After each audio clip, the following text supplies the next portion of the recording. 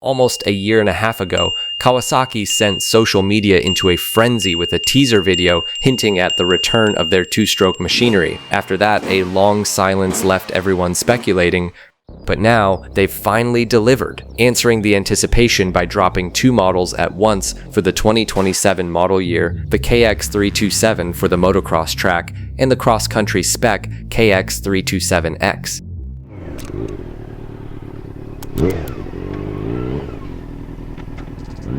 This marks Kawasaki's first open-class two-stroke in over 2 decades, and it's poised to seriously shake up the high-performance off-road market. Kawasaki's decision to launch these bikes with highly competitive pricing in the US market is a clever strategic move.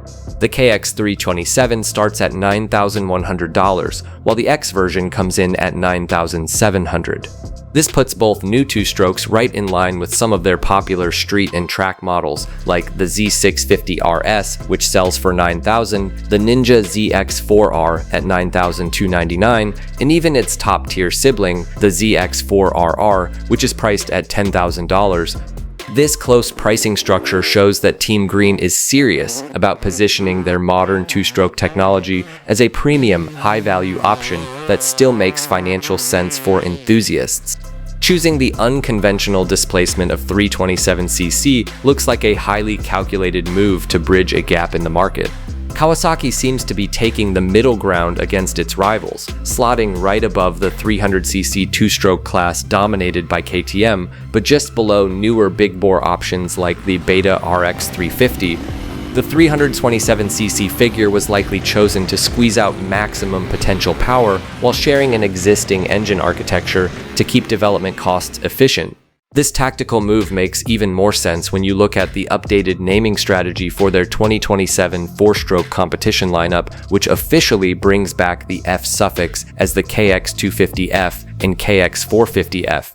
Bringing back this distinct chassis code suggests that Kawasaki is intentionally targeting the tweener class with the 327cc engine first, while laying a logical foundation to drop a true 250cc two-stroke with an X suffix in the future to complete their racing hierarchy.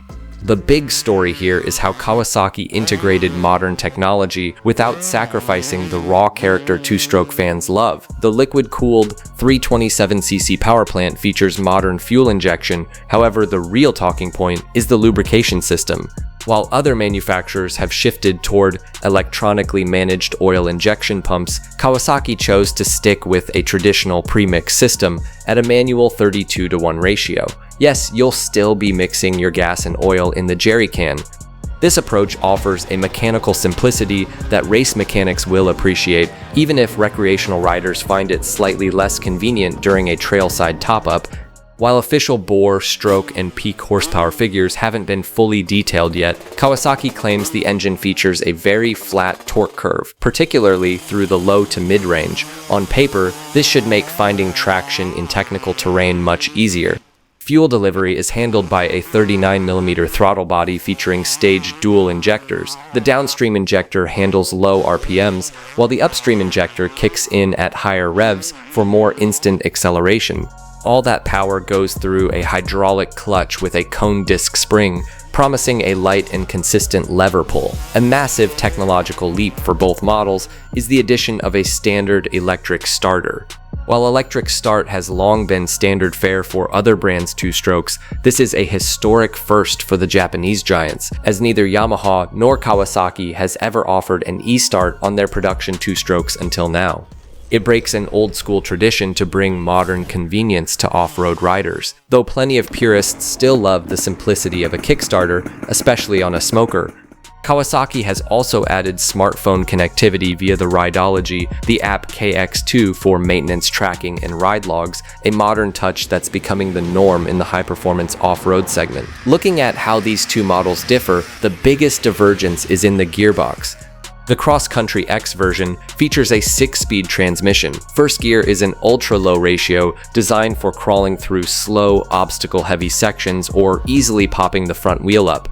Meanwhile, the motocross version uses a close ratio 5-speed transmission optimized to keep the engine right in the meat of its power band out of corners. Both bikes feature a mapping switch on the left handlebar to alter power delivery on the fly. Moving to the chassis, Kawasaki utilized an aluminum perimeter frame derived directly from their flagship 4-stroke, the KX450F. This keeps the total curb weight at 234 pounds, which is around 106 kilograms. Compared to the KX250F 4-stroke, which weighs 241 pounds, these new 2-strokes are actually lighter while packing a bigger engine. To soak up the bumps, both bikes ride on KYB suspension front and rear. Up front are 48mm inverted forks featuring an air oil separate system and a friction-reducing Kashima coating, fully adjustable for compression and rebound. Out back, Kawasaki's signature Unitrack system offers high and low-speed compression, rebound, and spring preload adjustability. Braking is handled by Nissin components biting down on pedal discs, measuring 270mm up front and 240 at the rear. On paper, this suspension and brake package is more than capable of managing the bike's lightweight footprint. Ergos are also highly adjustable, offering 4 handlebar positions and 2 foot peg heights, topped off with ODI lock-on grips as standard. The external differences come down to wheel sizes and trail armor. The standard KX327 runs a 21-inch front and 19-inch rear wheel setup, which is the absolute standard for motocross tracks. The X version swaps the rear for an 18-inch wheel, allowing for a taller tire sidewall to absorb impacts from rocks and roots. The X also comes trail-ready right out of the box with a semi-transparent 2.2-gallon fuel tank, hand guards, a skid plate, rear suspension linkage guards, a rear disc guard, and a side stand. If you have to pick a winner between the two based on pure value and versatility, the KX327X looks like the more complete, well-rounded package for a modern off-road rider. Yes, the X version costs $600 more. However, that price bump is completely justified when you factor in the 6-speed transmission and the abundance of factory-installed cross-country protection, which would cost significantly more if purchased separately in the aftermarket. Moreover, when you stack this lineup against the competition, Kawasaki's pricing really shines.